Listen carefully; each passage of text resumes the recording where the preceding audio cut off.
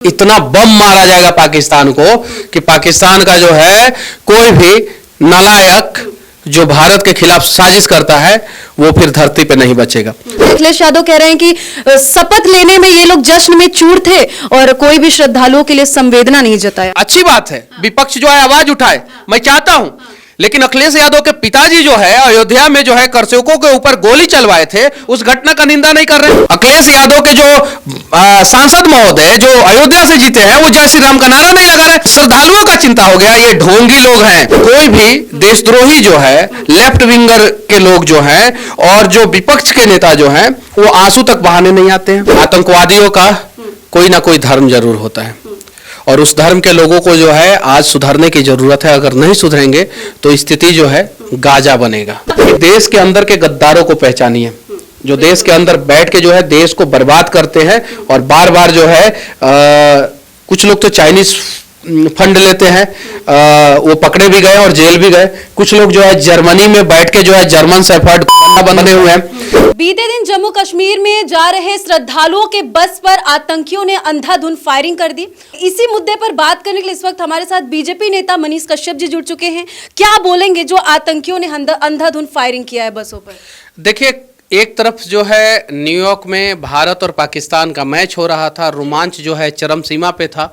दूसरे तरफ नरेंद्र दामोदर दास मोदी जी जो है इस देश के प्रधानमंत्री के रूप में तीसरी बार शपथ ग्रहण कर रहे थे। विदेश के बहुत सारे मेहमान आए थे भारत में। और तीसरे तरफ नापाक देश का नापाक आतंकवादी जो है भारत में श्रद्धालुओं के ऊपर जो है फायरिंग कर रहे थे। और चौथी बात ये महत्वपूर्ण बात कि फायरिंग तो हुआ, एक भी लेफ्ट विंग का कोई नेता या कोई सेलिब्रिटी या कोई पत्रकार जो है ना आतंकवादियों का धर्म नहीं बताया, आतंकवादियों का जात नहीं बताया। और जो मासूम श्रद्धालुओं के ऊपर फायरिंग हुआ उसके लिए ट्विटर पे किसी ने ट्रेंड नहीं कराया। लेकिन गाजा जो यहां से लगभग जो है 5000 किलोमीटर दूर है, इजराइल जब गाजा पे हमला करता है तो लगता है यहां के कुछ देशद्रोहियों के अब्बू और अम्मी जान पे जो है इजराइल ने हमला कर दिया और उनके लिए कैंडल लेके सड़कों पे निकल जाते हैं। लेकिन अपने ही देश में निर्मम तरीके से निर्दोष श्रद्धालुओं के ऊपर जम्मू कश्मीर में आतंकवादी जो है गोलीबारी करते हैं और उस घटना में 9 श्रद्धालु मारे जाते हैं, 33 श्रद्धालु घायल हो जाते हैं। और कोई भी देशद्रोही जो है, लेफ्ट विंगर के लोग जो हैं और जो विपक्ष के नेता जो हैं वो आंसू तक बहाने नहीं आते हैं। जिस दिन शपथ ग्रहण समारोह था उसी दिन ऐसी चीजें सामने निकल करके आए, क्या कारण रहा होगा? देखिए, भारत के छवि को खराब करने का प्रयास किया जाता है हमेशा पाकिस्तान की तरफ से। उन्हें पता था कि आज जो है नरेंद्र मोदी जी शपथ ग्रहण कर रहे हैं और दुनिया के अनेकों देशों से जो है मेहमान भारत में आए हुए हैं। शपथ ग्रहण का जोर शोर से जो है चर्चा हो रहा है और नरेंद्र मोदी जी 1962 के बाद पहले ऐसे व्यक्ति जो तीसरी बार प्रधानमंत्री का शपथ ग्रहण कर रहे हैं, पहला ऐसा व्यक्ति जो 2 कार्यकाल कंप्लीट करने के बाद तीसरा कार्यकाल के लिए जो है प्रधानमंत्री का शपथ ग्रहण उन्होंने लिया। अब जरा बताइए, इतना बड़ा दिन था भारत के लिए, तो आतंकवादियों ने सोचा था कि इस दिन जो है कुछ ऐसा करते हैं ताकि भारत की छवि खराब हो, इसलिए उन लोगों ने इस प्रकार का घटना को अंजाम दिया। लेकिन मैं कहना चाहता हूं, क्रिकेट और आतंकवाद दोनों एक साथ नहीं होना चाहिए। भारत जो है आईसीसी T20 वर्ल्ड कप में जो मैच न्यूयॉर्क में खेल रहा था, चलिए ठीक है, लेकिन जब 2025 में पाकिस्तान में क्रिकेट मैच होगा वहां पे भारतीय टीम को जो है मैच खेलने नहीं जाना चाहिए। ऐसा क्यों कह रहे हैं? देखिए, बहुत सारे देशद्रोही ग्रुप के लोग जो है वो आ जाएंगे, क्रिकेट को जो है आतंकवाद से मत जोड़ो, ये वो दिस दैट ऐसे वैसे। देखिए, पाकिस्तान की इकोनॉमी जब क्रैश हो जाएगा पूरी तरीके से जो है पाकिस्तान जो है वो कटोरा लेके भीख मांगना शुरू कर देगा, तो उसे रियलाइज होगा कि आतंकवाद को जो है कहीं ना कहीं जो है जड़ से खत्म करना पड़ेगा। 7 देशों को बतौर मेहमान शपथ समारोह में बुलाया गया था, पाकिस्तान को छोड़ के मिर्ची लग गई होगी। ऐसा भी हो सकता है पाकिस्तान के प्रधानमंत्री को या पाकिस्तान के किसी नेता को जो है शपथ ग्रहण समारोह में नहीं बुलाया गया था। एकदम बिल्कुल पाकिस्तान के किसी भी नेता को नहीं बुलाया गया था, चीन के भी नेता को नहीं बुलाया गया था। चीन और पाकिस्तान जो है नापाक साजिश करते रहते हैं। जैसे पाकिस्तान जो है आतंकवादी को जो है भेजता है भारत में, चीन जो है म्यांमार के रास्ते से जो है अफीम की खेती और गांजा की खेती जो है मणिपुर मणिपुर में कराता था, हथियार भेजता था, मणिपुर के हिंसा के पीछे जो है सबसे बड़ा हाथ जो है चीन का है। तो इस प्रकार के देशों को जो है बुरा लगता है। चीन का आर्थिक स्थिति धीरे धीरे नरेंद्र मोदी जी खराब करने के रास्ते पे ला दी है, क्योंकि चीन एक समय जो है मैन्युफैक्चरिंग का हब हुआ करता था। जितना कैमरा होता था, जितना माइक होता था, जितना मोबाइल होता था, जितना डिजिटल सामान होता था, वो सारा जो है मेड इन चाइना होता था, मेड इन चाइना। आज जो है चाइना की स्थिति ऐसी हो गई है कि आधे से अधिक कंपनियां जो है या तो चाइना छोड़ दी हैं या तो चाइना छोड़ने की तैयारी में, और उनमें से 90% कंपनियां जो चाइना छोड़ रहे हैं या चाइना छोड़ने की तैयारी में है, वो भारत में इन्वेस्टमेंट कर रहे हैं। और भारत जो है दुनिया का सबसे बड़ा मैन्युफैक्चरिंग पावर बनने जा रहा है। भविष्य में आपको देखने को मिलेगा कि भारत सबसे बड़ा मैन्युफैक्चरिंग पावर है। तो चाइना और पाकिस्तान दोनों को एक साथ मिर्ची लग रहा है और वो लोग चाह रहे हैं कि भारत की छवि को खराब किया जाए। इसलिए जो है इस प्रकार के आतंकवादी घटना को जो अंजाम दिया जाता है। और आतंकवादी घटना के पीछे पाकिस्तान तो भूखा नंगा भिखमंगा है, कटोरा लेके भीख मांगना शुरू कर देता है। आतंकवादियों का जो है मेन फाइनेंसर वर्तमान समय में चाइना हो गया।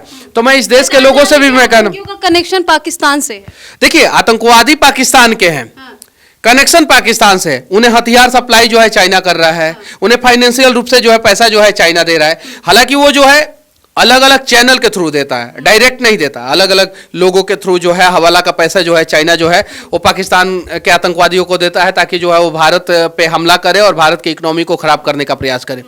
तो चाइना और पाकिस्तान दोनों का विरोध होना चाहिए। पाकिस्तान के ऊपर तो बम मार के जो है उसको सुधारना होगा, और चाइना का अगर विरोध करना चाहते हैं तो आर्थिक रूप से चाइना का बहिष्कार कर दीजिए, चाइनीज सामानों का बहिष्कार कर दीजिए। देखिए हमारे पास जो कैमरा है, हमारे चैनल में जो कैमरा है, एक भी चाइनीज कैमरा नहीं है। ये जो माइक है, एक भी चाइनीज माइक नहीं है, एक भी चाइनीज माइक नहीं है। मैं प्रयास करता हूं कि कोई भी चाइनीज सामान जो है वो हमारे पास ना रहे। यहां तक कि जो मैं पावर बैंक यूज करता हूं वो भी नॉन चाइनीज ब्रांड का यूज करता हूं, जो टीवी यूज करता हूं वो भी नॉन चाइनीज ब्रांड का यूज करता हूं। तो हम सभी को प्रयास करना होगा, और ये मौका है, चाइनीज सामानों का बहिष्कार कीजिए, चाइना का कमर तोड़िए, ताकि जो है चाइना जो है पाकिस्तान के साथ मिलकर नापाक हरकत करते हुए जो है आतंकवादियों को फाइनेंशियली रूप से मदद करके जो है भारत के श्रद्धालुओं के ऊपर हमला ना कराए। मनीष जी चलिए, वो लोग बाहर के समझ में आता है कि भारत देश के विकास से वो लोग चिढ़ के ऐसा कर रहे हैं, आतंकियों का समर्थन कर रहे हैं, लेकिन भारत में रहने वाले कुछ लोग जो है कि वो समर्थन, अखिलेश यादव को उनका नाम लेते हैं। अखिलेश यादव कह रहे हैं कि शपथ लेने में ये लोग जश्न में चूर थे और कोई भी श्रद्धालुओं के लिए संवेदना नहीं जताया। कम से कम टीपू भैया शर्म आनी चाहिए आपको ये बात बोलते हुए। क्या बोले, आपके पिताजी जो है ना, यानी कहने का मतलब है कि आपके पिताजी का भी तुलना जो है पाकिस्तान से आए हुए आतंकवादियों से कर दिया जाए। उन्होंने भी तो गोली चलाया था, आदेश दिया था। तो आप अगर बोल रहे हैं तो अपने पास्ट को देख लीजिए कि आप क्या बोल रहे हैं। हालांकि आपके पिताजी अब धरती पे नहीं है और हम उनका सम्मान करते हैं, लेकिन उन्होंने कर सेवकों पे गोली चलवाया था। उस घटना का निंदा आपने क्यों नहीं किया? देखिए ये अच्छी बात है, विपक्ष जो है आवाज उठाए, मैं चाहता हूं, लेकिन अखिलेश यादव के पिताजी जो है अयोध्या में जो है करसेवकों के ऊपर गोली चलवाए थे, उस घटना का निंदा नहीं कर रहे हैं।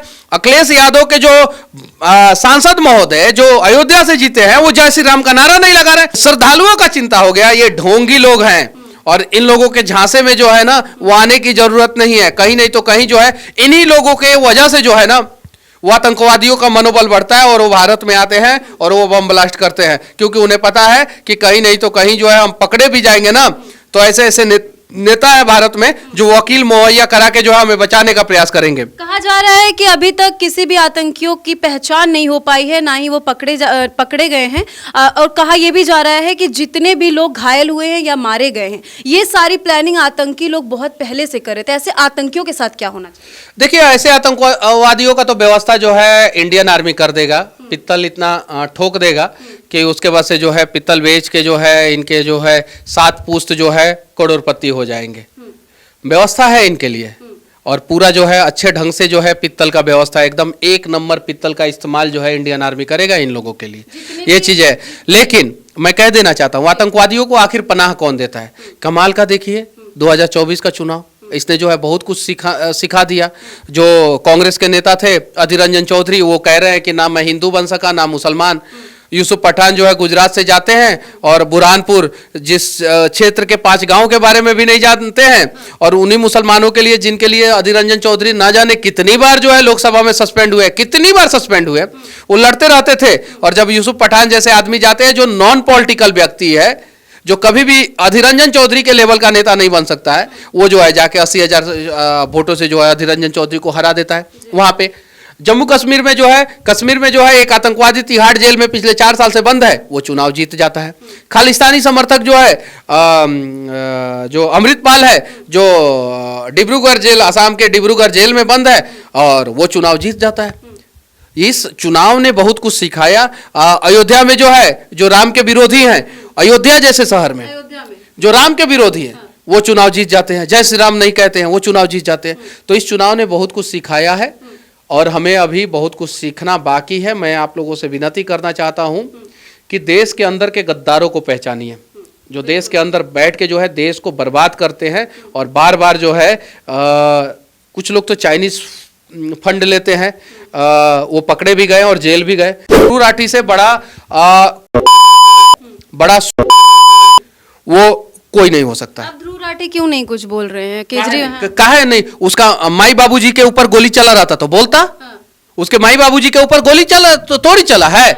और ध्रुव राठी के समर्थक भी आएंगे इस वीडियो में, उल्टा सीधा कमेंट भी करेंगे। देखिए, हम जो है श्रद्धालुओं के ऊपर गोली चला है उनके बारे में बोल रहे हैं, हम जो है पाकिस्तानी आतंकवादियों के खिलाफ बोल रहे हैं, लेकिन ध्रुव राठी के समर्थक आएंगे, देख लीजिएगा, और वो जो है अपना कुत्ता वाला लक्षण दिखाने का प्रयास जरूर करेंगे। ध्रुव राठी के प्रति वफादारी जरूर दिखाएंगे वो लोग। और देखिए, मैं तो बस इतना ही कहूंगा कि आतंकवादियों का कोई ना कोई धर्म जरूर होता है, और उस धर्म के लोगों को जो है आज सुधरने की जरूरत है। अगर नहीं सुधरेंगे तो स्थिति जो है गाजा बनेगा, और दूसरा गाजा जो है वो पाकिस्तान बनेगा। और जब दूसरा गाजा पाकिस्तान बनेगा तो मोमबत्ती लेके हम लोग सड़कों पे भी आप लोगों को नहीं निकलने देंगे। इतना बम मारा जाएगा पाकिस्तान को कि पाकिस्तान का जो है कोई भी नालायक जो भारत के खिलाफ साजिश करता है वो फिर धरती पे नहीं बचेगा। तो मैं विनती करना चाहता हूं कि इस प्रकार के नापाक हरकत करने से पहले पाकिस्तान और पाकिस्तान के कुछ नाजायज जो लोग बैठे हुए हैं भारत में, वो दोनों लोग सुधर जाएं, वरना व्यवस्था होगा और अच्छे ढंग से आप लोगों का व्यवस्था होगा। एक आखिरी सवाल, जितने भी यात्री मारे गए हैं और जितने भी लोग घायल हैं, उनके परिवार के लिए आप क्या कुछ बोलना चाहेंगे? देखिए, वहाँ के गवर्नर जो है वो उन्होंने कहा है कि मौत का जो है कोई कीमत नहीं होता है, उसके बावजूद जो है 10-10 लाख रुपया का आर्थिक मुआवजा जो है दिया जाएगा। मैं तो पहले जितने भी लोग उसमें मरे हैं, मैं उनके आत्मा की शांति के लिए जो है भगवान से प्रार्थना करता हूं।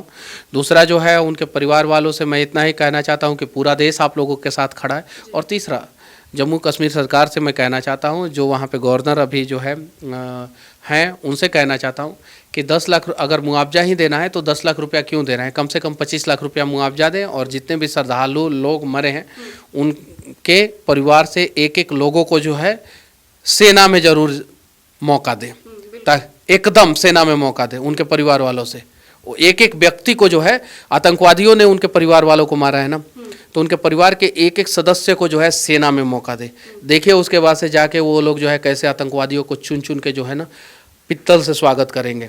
और 10 लाख रुपया मुआवजा अगर आप दे रहे हैं तो मैं इतना कहूँगा कि कम से कम 25 लाख रुपया मुआवजा जो है जितने भी मृतक हैं उनके परिवार वालों को मिलना चाहिए।